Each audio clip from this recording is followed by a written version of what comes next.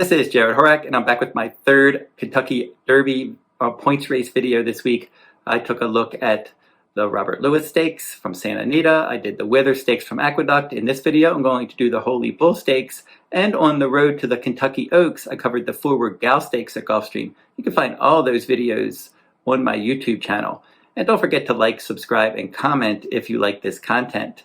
And in this Road to the Derby video, I'm going to be doing the 12th race at Gulfstream Park for Saturday, February 4th, 2023. The Grade 3, $250,000 Holy Bull Stakes for 3-year-olds, a mile and a 16th on the main track. Scheduled post time, 5:43 p.m. Eastern time for this 12th race, and Lord Miles is number 1. And breaking from that inside post, this Safi Joseph Jr. runner is going to be putting blinkers on for the first time. This one is a son of Curlin. And in his career debut at 6 furlongs, he looked strong. It was a 9-horse field. He broke in the middle. He broke from post 5, and he broke in the middle of the pack in 5th place.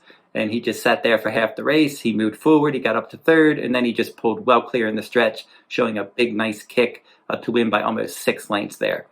He stretched out from 6 furlongs to a 1-turn mile in the Mucho Macho Man Stakes. He had post 9 in an 11-horse field. He was racing wide. He was sitting back in 8th. He made a nice run in the stretch, and he was really doing his best work in late stretch, and he finished 3rd, beaten 3/4 of a length. So he's one that acts like he will enjoy the added ground of this race.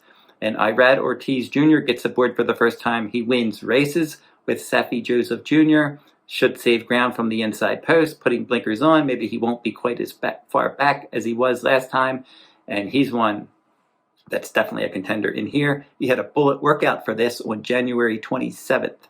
Number 2, West Coast Cowboy, is one that could impact the pace for trainer Safi Joseph. This one won his career debut under Edgard Zayas. That was in the slop at 1 mile in September. And from the inside post, he just was able to get out there, set the pace, and hold on nicely by a neck. He took some money that day. His second career start, fast track, optional claiming race, he ended up finishing an even 4th.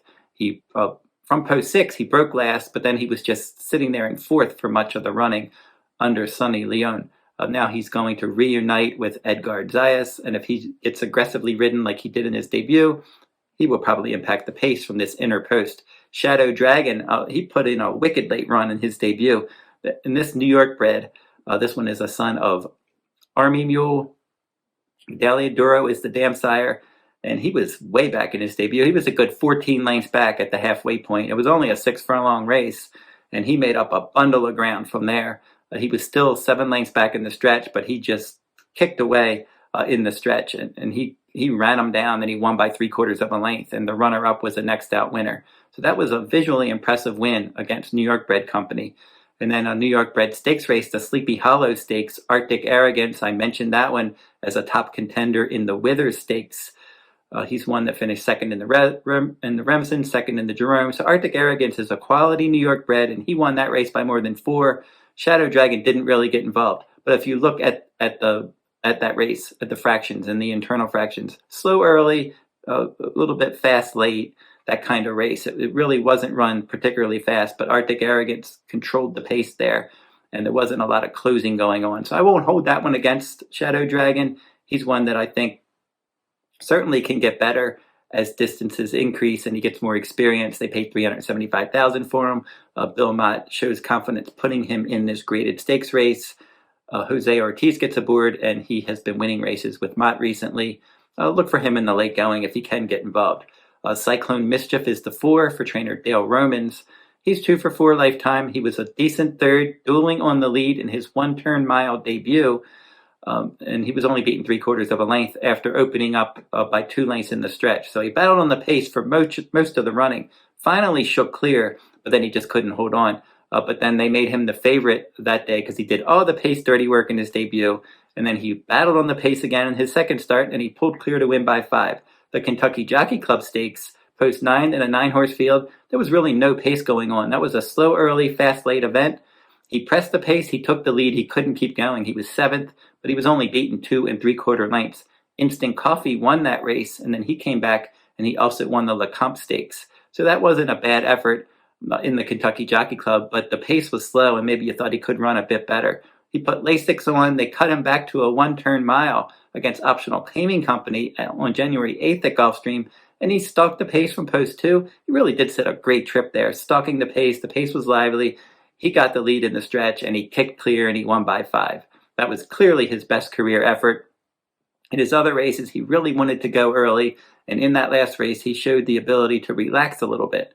So now going out to a mile and a 16th again after that big win over the track, and they paid $450,000 for him into Mischief and Bernardini, good pedigree. We'll have to see if he can run 2 alike. He really did get a good trip. He loses Lasix this time, and he won't offer value. He was 5-1 in that 6-horse field.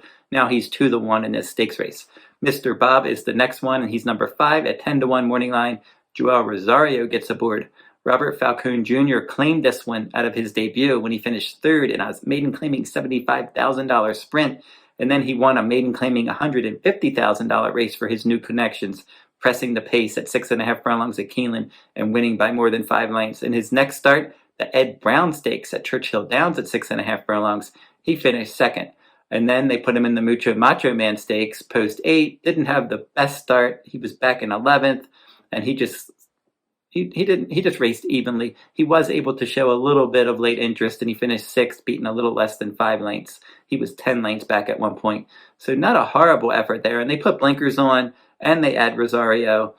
And he's one that I think he's going to be a little bit closer this time. I don't think he's going to be back that far. If he gets a good break and he's a little sharp with blinkers, I can see him stalking the pace. Legacy Isle, probably the one to catch. He's 7-2 morning line, and he crossed the line first in all 3 of his races. His 6.5 furlong debut at Gulfstream, he wired the field. He just got clear early and took over, and he won by 5. In his second career start, he was able to stalk the pace there in a one-turn mile at Gulfstream, and he won by 3. In the Mucho Macho Man Stakes, he was out there setting lively fractions. He did hold on to win by a half length, but he was placed 2nd through disqualification. He was getting tired. He was drifting out, and that cost him the win there when he was disqualified for interfering with the runner-up. So now I don't think this extra distance does him any favors, but getting out on the lead, if the track is speed favoring, could certainly help his cause. I'm just not sure that he really wants to go a 2-turn distance. I think maybe he's more of a 1-turn type.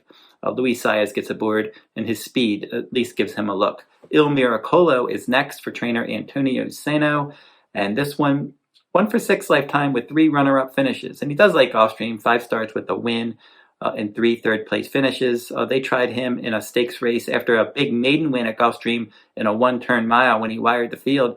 They shipped him to New York for the Remsen Stakes, but he caught a wet track. Maybe he didn't like the wet track. He was 6th, beating 31 lengths. We'll give him the benefit of the doubt there, but then the Mucho Macho Man Stakes, when he came back a 1-turn mile at his winning track and distance on January 1st, just didn't really run well. He was 7th, beaten 6 lengths. He was 16-1. Nothing that he did in his 2 stakes races once makes me want to play him. Number 8, Rocket Can for trainer Bill Mott. This one really improved over a route of ground. His first 2 7-furlong races really didn't do much running. He was 5th, beaten 9 in his debut. That was at Saratoga. Second time out at Saratoga, 7th, beaten 16, chasing wide.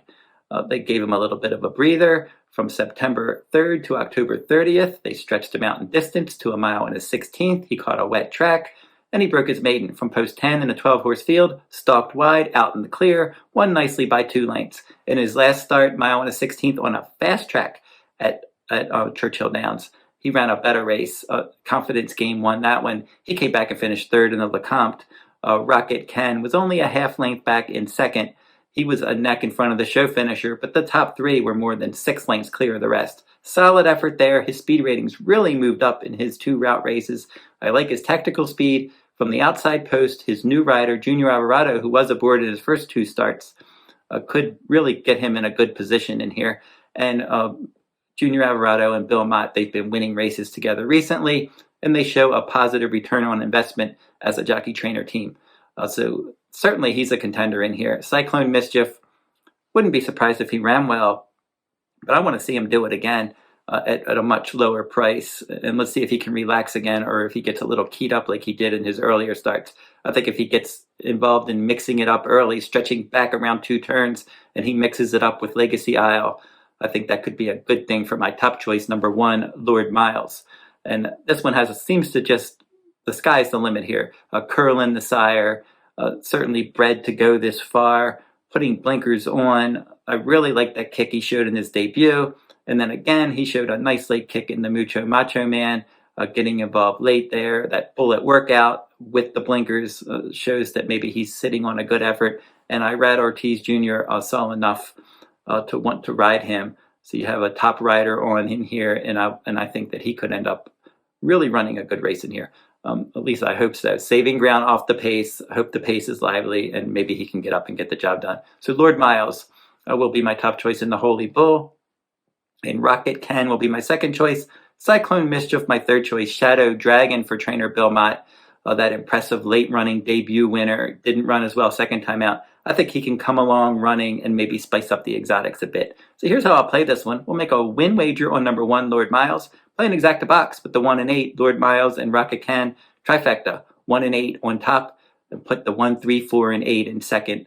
1, 3, 4, and 8 in third. And I'm using that Shadow Dragon and Cyclone Mischief in that second and third slot. Really hoping Shadow Dragon can get somewhere in there and help this exotic pay off a bit better. So again, don't forget to like, subscribe, and comment if you like this content. And if you're interested in my full card analysis of Santa Anita, you can find that every day they run at therunawayrhorse.com on my sales page. And head on over to horseracingnation.com if you want bonus free selections. I've been having, I've had a daily best bets blog there for many years on the handicap, on the front page in the handicapping section. You can find that every day at horseracingnation.com. And that will wrap up this video. I'll see you again next week with more Oaks and Derby points races. Until then, good luck at the races.